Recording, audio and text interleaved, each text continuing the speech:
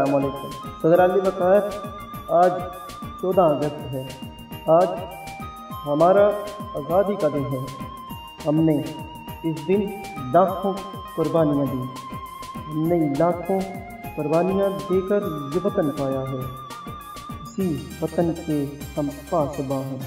صدر علی وقار، یہ وطن حاصل کرنے میں ہمیں اپنے جگر کے ٹکڑے کٹانے پڑے، نہروں میں خون بہانا پڑا۔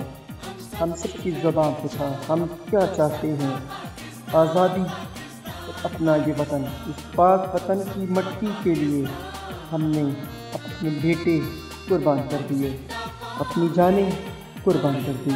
صدر علی وقار، آج اس موقع پر میں کچھ اشعار پیش کرنا چاہوں گا۔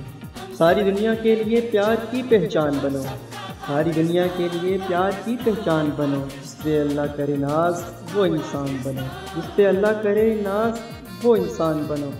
اتنی قربانیاں دے کے یہ وطن پایا ہے، اتنی قربانیاں دے کے یہ وطن پایا ہے۔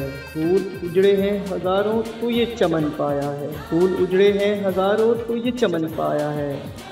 یہ چمن اپنے ہی ہاتھوں سے نہ برباد کرو، اس میں شامل ہے شہیدوں کا لہو یاد کرو۔ تم جو آپس میں لڑو گے تو بکھر جاؤ گے، ملک ہی جب نہ رہے گا تو کدھر جاؤ گے، ملک ہی جب نہ رہے گا تو کدھر جاؤ گے۔ قوم و ملت کی رسوائی کا نہ سامان بنو، ساری دنیا کے لیے پیار کی پہچان بنو۔ ایک ہم سب کا خدا، ایک ہمارا ہے رسول، رنجشیں بھول کے اپناؤ محبت کے اصول۔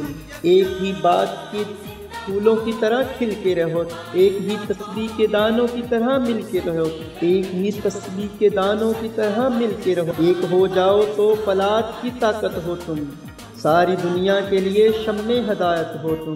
اپنے ابا کی طرح صاحب ایمان بنو، جس پہ اللہ کرے ناز وہ انسان بنو۔